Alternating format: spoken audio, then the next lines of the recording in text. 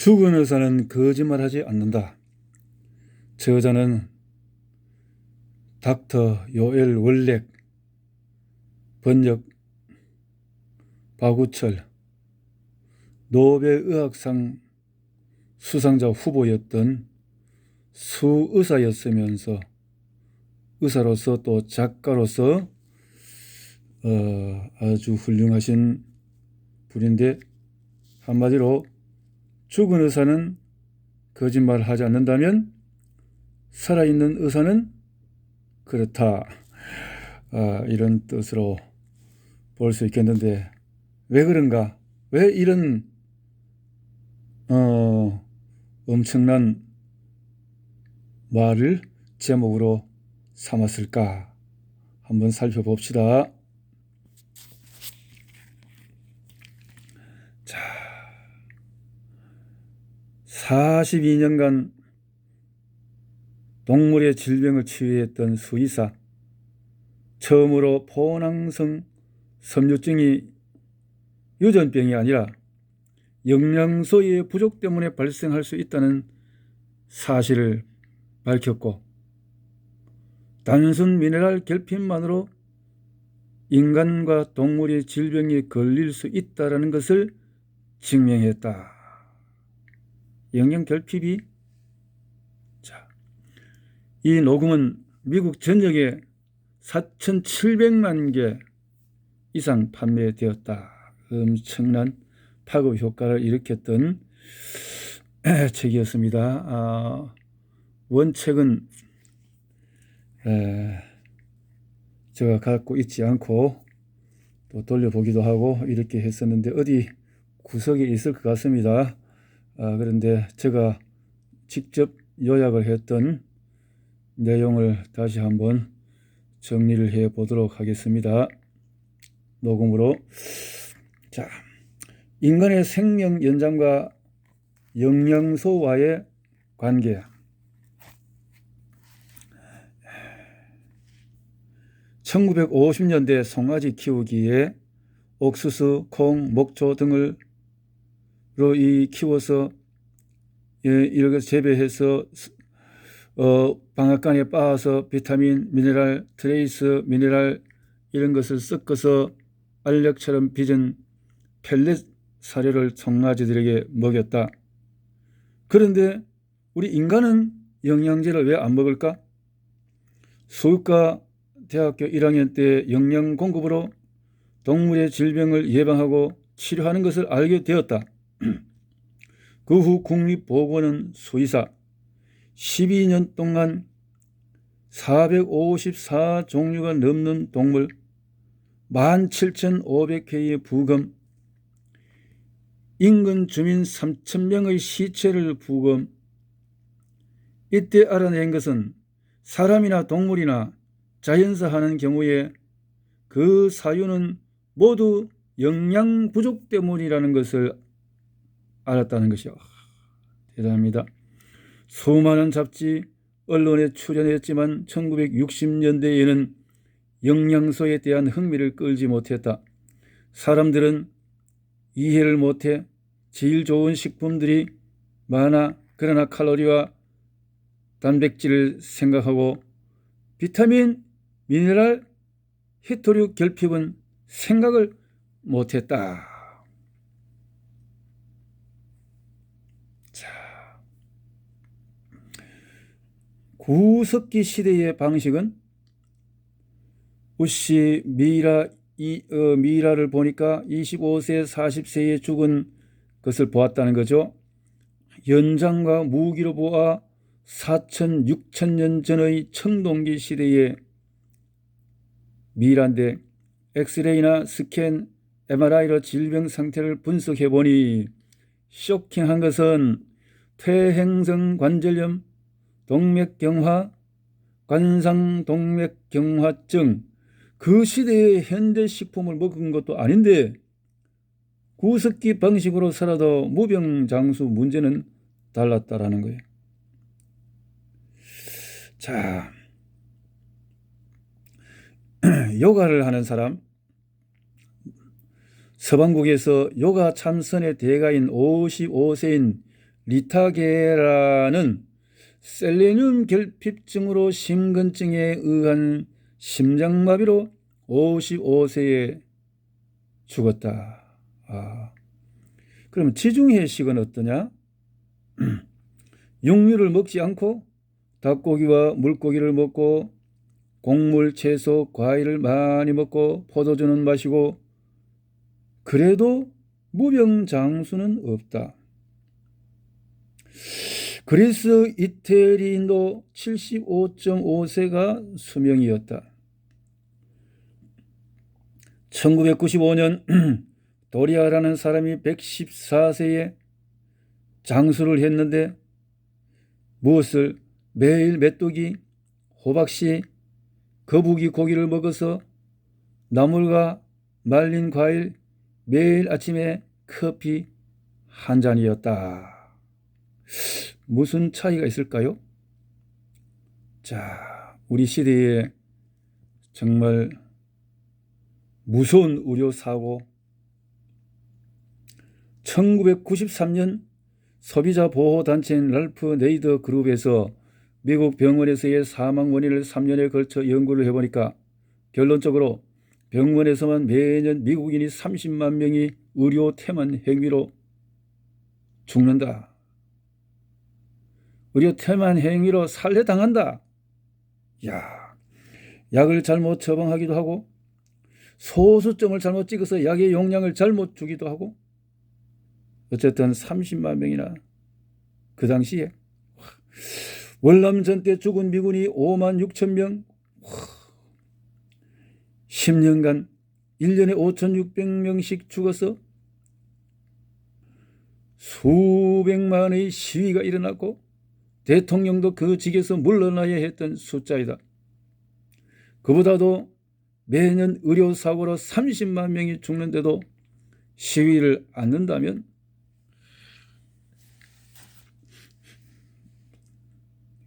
지적을 이렇게 했군요.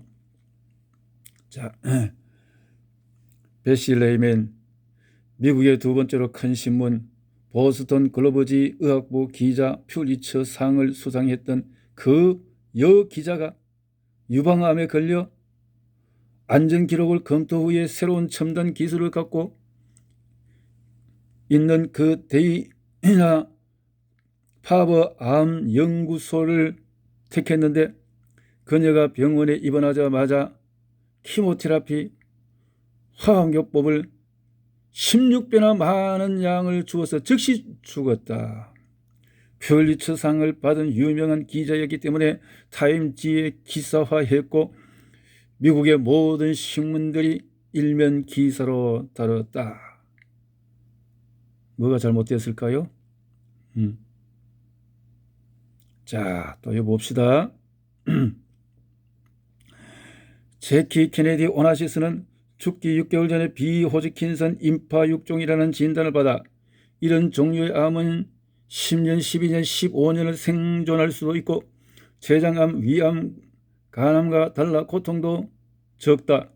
사진도 말기암 환자같이 보이지도 않아 급할 것도 없었는데 금요일밤에 들어가서 화요일에 죽었다.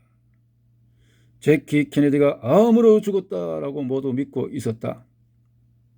그는 키모테라피 과잉 투여로 죽었는데 한 사람도 의사 면허를 빼앗기지도 않았고 폐쇄도 당치 않았어.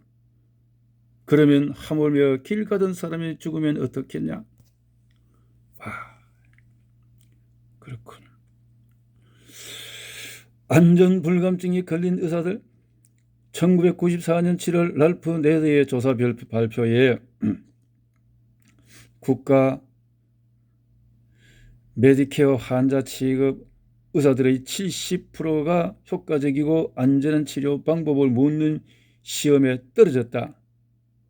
낙방했다는 거예요. 만약에 에어라인 파일럿들의 70%가 비행 안전 운행에서 떨어졌다면 혹은 에어라인에서 1년에 30만 명의 승객을 죽였다면 당장 폐쇄시켜버렸을 것이다.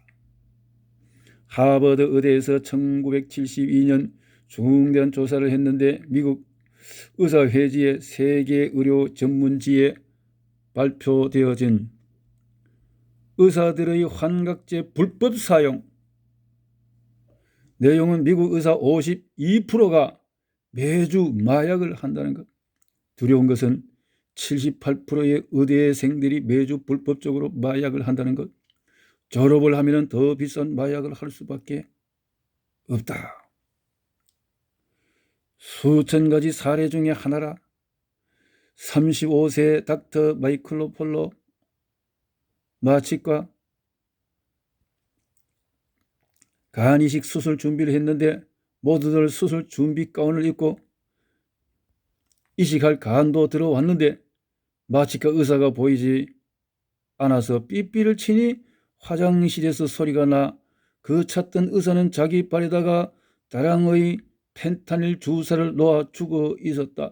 끔찍한 것은 그렇게 마약에 취한 상태에서 간이식 받을 환자에게 마취를 하려 했다는 것이다. 거짓말 같은 내용이죠. 의료사고로 매년 30만 명의 환자가 죽인다고?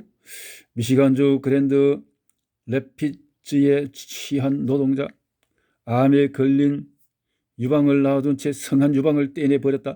와, 실패. 월리킹은 당뇨병으로 썩어가는 오른쪽 다리를 절단하러 들어갔는데 의사는 재빨리 정상적인 왼쪽 다리를 잘라버리고 말았다. 와, 겁나는군요. 노스캐롤라이나 윌밍턴의 신경외과 의사는 내 수술 도중에 25분간이나 수술실에서 나가 있는 바람에 환자의 뇌가 바짝 말라버리고 말았다. 그 의사는 30일간 면허 정지를 받았다. 한 달만 면허 정지. 믿을 수 없는 말이다. 의사들의 52%나 되는 마약 복용자 중의 한 사람이라고. 이걸 보면 확실하다. 노스캐롤라이나 레이먼드 세들러라는 의사는 수술중 의료기구 이름을 잃어서 조수에게 드릴 집수리 할 때 쓰는 연장으로 환자 머리에 구멍을 뚫으라고 했다.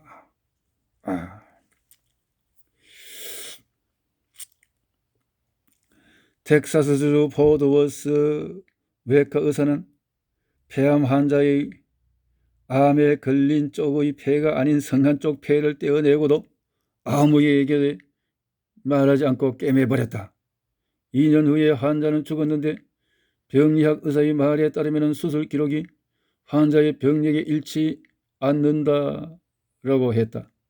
결국 유가족과 합의를 해서 900만 불 증언해 줄 의사가 있었으면 1억 불은 보상했어야 되었을 것이다. 랄프 네드의 보고에서 이렇게 암을 고친 비타민, 베타카로틴, 셀레늄, 매일 60종의 미네랄, 16종의 비타민, 12종의 아미노산, 그리고 3종의 필수 지방산 등 90여 종이 반드시 필요하다. 이 중 한 가지만 결핍되어도 10여 가지 질병에 걸릴 수 있다.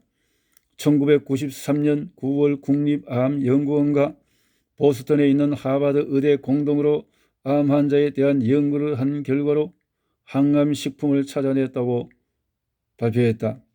의학계에서는 중국을 택해서 연구를 시작했고 중국이 호남성에서 세계에서 가장 높은 암 발병률을 보였기 때문에 5년 동안 29,000명에게 각기 다른 비타민과 미네랄을 미국인 1일 권장량의 2배씩을 투여를 했다. 예로 어떤 그룹은 비타민 C를 주었는데 1일 복용 권장량이 60mg이니까 이 2배인 120mg을 주었다. 이것은 보잘것없는 양이다. 노벨상을 2씩이나 수상한 라이너스 폴링은 말하기를 암을 예방하려면 하루에 10,000mg의 비타민 C를 섭취해야 한다고 했다. 3가지 영양소의 효과는 비타민 E와 베타카로틴 그리고 트레이스 미네랄인 셀레늄을 1일 권장량의 2배를 주었다. 5년간 복용한 그룹에서 죽어야 할 환자 13%가 살아남았다.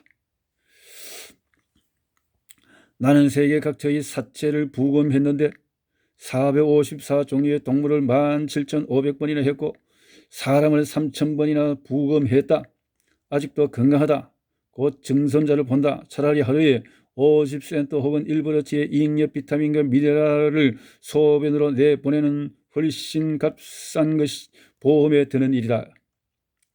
하루에 단돈 1브러치의 비타민과 미네랄을 자신의 건강을 위해 쓰지 않는다면 결국 어느 의사의 고급 생활 양식을 뒷바라지해 주는 꼴이 되고 만다. 미국이 독립한 1776년부터 2차 대전까지 끝날 때까지 미국 정부는 총 8천만 불의 돈을 국민보건 사업을 위해서 사용했다. 지금은 1년에 1조 2천억 불을 국민보건 사업을 위해서 쓰고 있고, 이것은 공짜 개념인가? 공짜는 무슨? 사실은 모두가 칩을 떼고 있죠. 즉 만약에 가축의 병을 사람 치료하듯이 한다면 햄버거 1파운드에 275불이 갈 것이고, 반대로 가축의 치료 방법을 사람의 병 치료에 이용할 경우에 5인 가족 의료보험은 한 달에 10불밖에 안 할 것이다. 선택은 여러분의 몫이다. 자, 가축들에게는 미네랄을 통해서 건강을 만드는데 우리 사람은 미네랄을 섭취하지 않고 이렇게 많은 보건 비용을 들여서 수많은 의료에 잘못된 거기에 투자를 해서 이러이러한 의사들에게 맡겨서 많은 비용을 지불했지만은 건강하지 않고 사망률이 높다라는 이런 내용입니다. 자, 리콜제. 랄프 네다 소비보호주의자가 알아보니 포드 회사가 만든 핀토라는 차는 20마일 속도로 뒤에서 부딪혔을 때 가스 탱크가 폭발해서 차 안에 탄 사람들이 모두 불에 타 죽게끔 제작되었다는 사실. 랄프 네다는 연방법원에 소송해서 승소했다라고 합니다. 이게 어쩐 이런 일이 있을까요? 리콜 명령을 또 봅시다.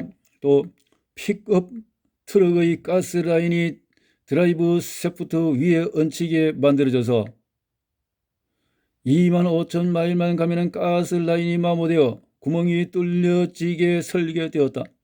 그 봉급 많이 받는 엔지니어들 중에 한 사람도 그걸 몰랐었다니. 하여간 25,000대의 트럭을 회수했다. 리콜했다. 이 잘못된 이 사람의 인명을 중시하지 않는 이런 차량들이 있었다라는 거죠.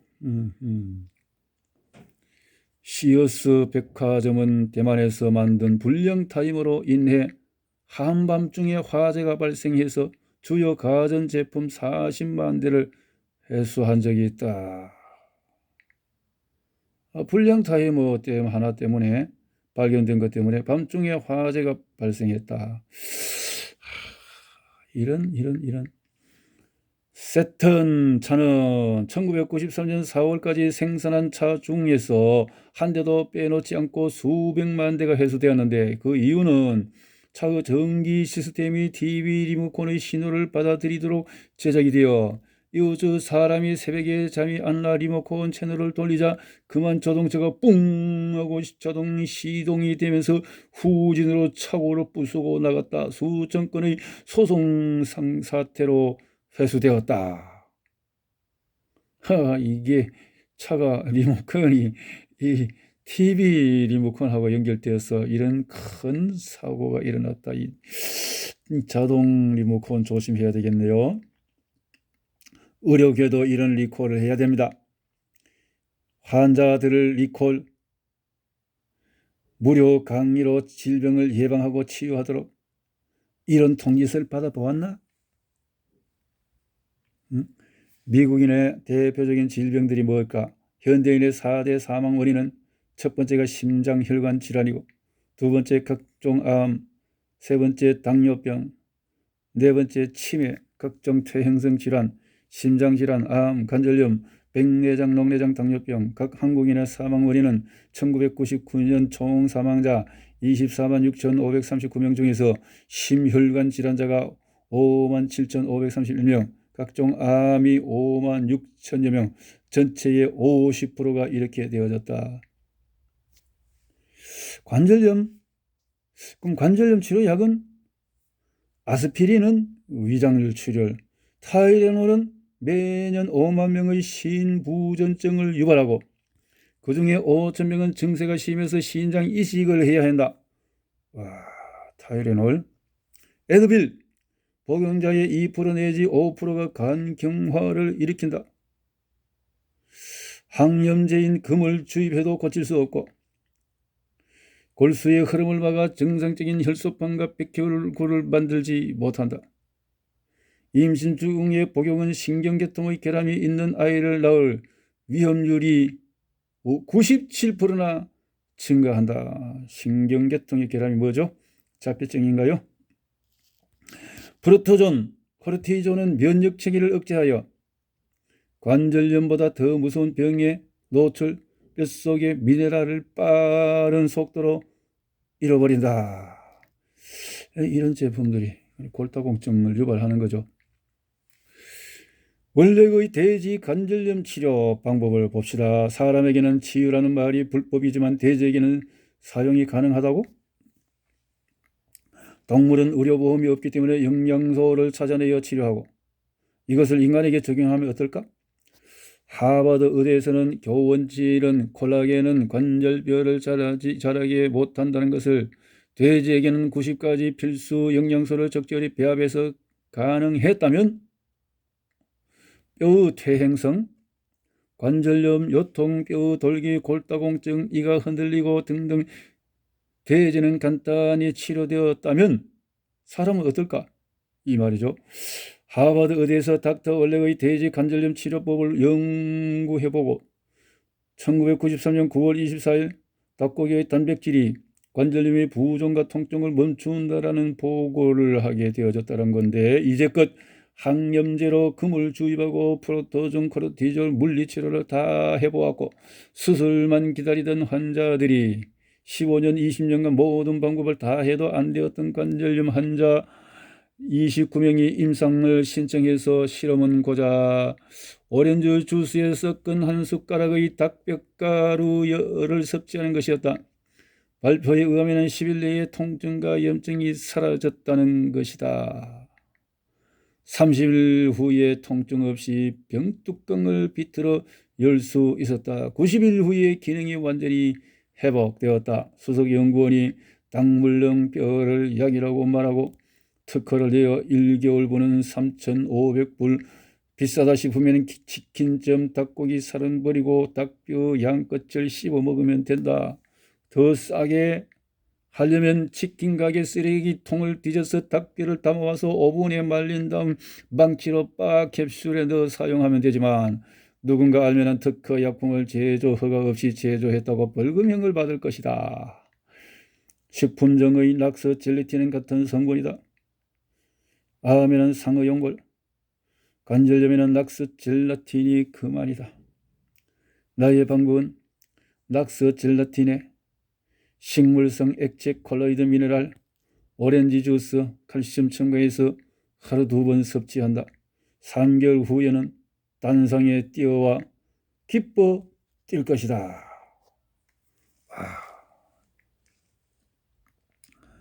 구리결핍과 동맥류 파열. 매년 10만 명의 운동선수들이 시합 중이나 연습 중에 죽는다. 촬영사고의 2배.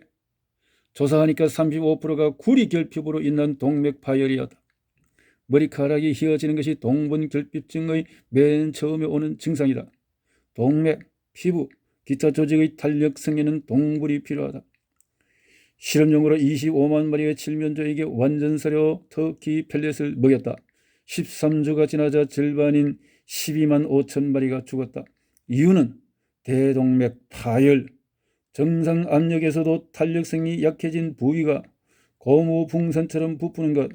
다음 해에도 50만 마리의 칠면조에게 동분을 2배로 늘린 사료를 먹이니 한 마리도 동맥파열로 죽지는 않았다.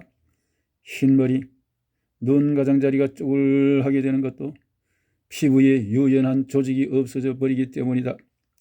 연봉 600만 달러 800억 원 대의 27세 농구주장 레이 루이스 선수는 게임 후에 심장마비로 구단에서는 1인당 100만 달러를 들여서 전문 의료팀을 구성했으나 무지했다. 3개월 후에 2차 심장마비로 사망했다.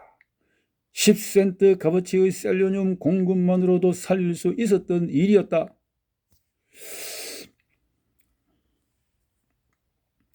셀레늄 결핍에 의한 심장마비. 고교 1년짜리가 농구를 하다가 셀레늄 결핍 때문에 심근증에 의한 심장마비로 죽는 것은 애석하다. 22세 된 데런 멜러터는 NBA 팀과 방금 수백만 불짜리 계약서에 서명을 하고 운동 후 잠깐 휴식을 취하고 내려와 심정에 의한 심장마비로 죽었다.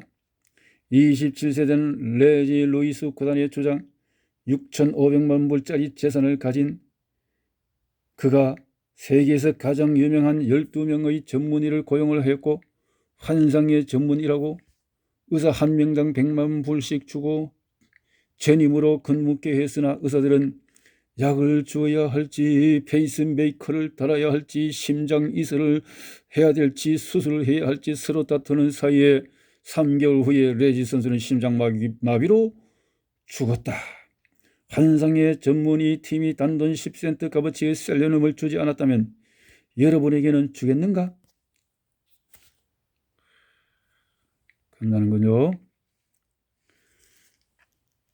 돈을 사기치는 12가지 방법. 자, 여기까지만 오늘 하고 다시 정리합시다.